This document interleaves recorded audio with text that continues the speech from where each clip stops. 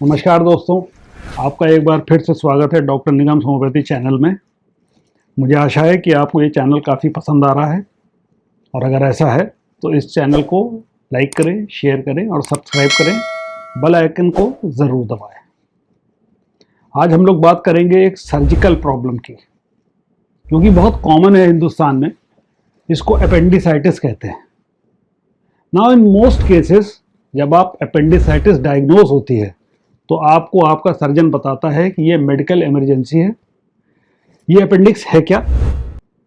ये अपेंडिक्स एक छोटी सी फिंगर लाइक वेस्टिजियल ऑर्गन है जो कि सीकम में होता है। हमारे एब्डोमेन में राइट साइड में पेन होने लगता है। पेन छूने से और बढ़ता है। ये पेन जब हो तो आप किसी डॉक्टर के पास, और पेन इतना ज़्यादा हो कि आपसे असहनीय हो, तो आपको डॉक्टर के पास जाना होता है। डॉक्टर आपको देखता है, आपका अल्ट्रासाउंड कराता है और अल्ट्रासाउंड से मोस्टली अपेंडिसाइटिस डायग्नोज हो जाती है। अल्ट्रासाउंड से ये भी पता लग जाता है कि एक्चुअली में ये अपेंडिक्स जो है ये कितनी सूजी हुई है, इसके चारों तरफ लंप है कि नहीं है। देखिए, अपेंडिक्स वाकई में एक मेडिकल इमरजेंसी हो सकती है।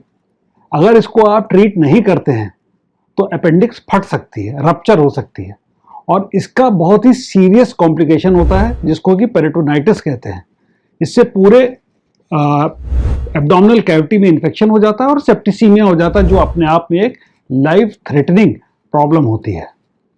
सो अपेंडिसाइटिस एक बहुत ही कॉमन एक्यूट एब्डोमिनल पेन का कॉज है और जैसा कि मैंने बताया, अल्ट्रासाउंड से इसकी डायग्नोसिस बन जाती है।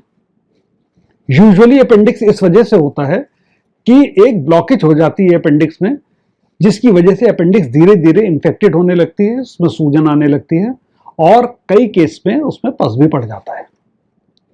सबसे कॉमन सिम्टम क्या होता है? राइट साइड में नीचे की तरफ पेन होने लगता है और ये पेन वहां से आपको अम्बलाइकस नेवल की तरफ जा सकता है, वहां से ये पेन पीछे पीठ की तरफ जा सकता है। अक्सर इस पेन के साथ उल्टी की फीलिंग या उल्टी होना, भूख न लगना और फीवर आने लगता है। ऐसे केसेस में डॉक्टर से ज़रूर मिलना चाहिए। डॉक्टर आपको देखेगा, अपेंडिसाइटिस डायग्नोस होगी, सर्जन के पास जाएंगे, सर्जन आपसे कहेगा कि इसका ऑपरेशन होना है। मगर यहाँ रुकिए, क्या है, होम्योपैथी अपेंडिसाइटिस में बहुत हेल्प करती है। मेरा पिछले 30 साल का एक्सपीरियंस है और मैंने देखा है कि जितने भी केसेस अपेंडिसाइटिस के मैंने अपने हाथ में लिए, मैं सारे केस अपने हाथ में नहीं लेता।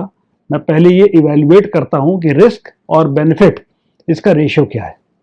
अगर अपेंडिक्स में लंप इतना बड़ा है कि रप्चर ही हो जाएगा तो मैं सर्जरी एडवाइस करता हूँ।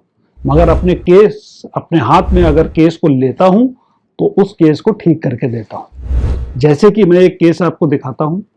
ये 13 अक्टूबर 2023 को ये लड़की मेरे पास आई। आप देखेंगे इसके अल्ट्रासाउंड में 2 प्रॉब्लम निकली और ये पेन के साथ मेरे पास आई थी, उल्टी हो रही थी और असहनीय पेन था। इसका अपेंडिक्स इनलार्ज था, उसकी वॉल प्रोमिनेंट थी जो कि सजेस्ट कर रही थी कि ये एक्यूट अपेंडिसाइटिस है। साथ ही साथ उसके यूट्रस में 2 फाइब्रॉइड थे। अपेंडिक्स का पेन ऐसी जगह पे था जो कि ये बता रहा था कि जो प्रॉब्लम है वो अपेंडिक्स की है, जिसको फौरन ठीक करने की ज़रूरत है। इसको एडवाइस किया गया था कि ऑपरेशन कराने की ज़रूरत है। उसके फादर को मैंने रीअश्योर किया, मैंने कहा रुकिए, दवा दीजिए, 3 दिन में पेन में आराम मिलेगा। 3 दिन में उसको पेन में आराम आया। फादर को थोड़ी सी सांत्वना हुई। उसके बाद रेगुलर इलाज चला। फरवरी 2024 दोबारा अल्ट्रासाउंड कराया गया, अपेंडिक्स कंप्लीटली नॉर्मल। आप देखें बिफोर एंड आफ्टर के केस को अगर आप देखें तो कंप्लीटली नॉर्मल इसकी अपेंडिक्स हो गई लगभग 4 महीने में। She was completely cured. मगर यहाँ एक बात और देखने की है, उसके जो फाइब्रॉइड थे वो ठीक नहीं हुए। होम्योपैथी से फाइब्रॉइड भी ठीक होते हैं मगर वो टाइम बहुत लेते हैं।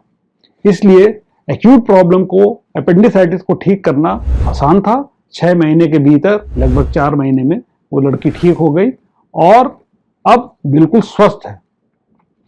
यह है होम्योपैथी की पावर।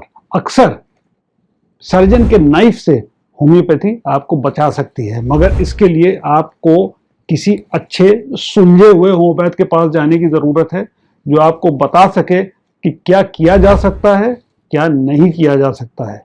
और होम्योपैथ के पास इतना एक्सपीरियंस और कॉन्फिडेंस होना चाहिए कि अगर वो अब इस केस को हाथ में ले तो उसको आपको ठीक करके दे।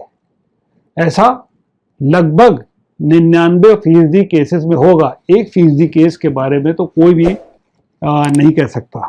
मैं यहाँ पे ये भी कहना चाहूँगा कि वो लोग जो जादू बेचते हैं, जो 100% श्योरिटी के साथ चीज़ों का इलाज करते हैं, उनसे बचना चाहिए। आज के लिए बस इतना ही। धन्यवाद।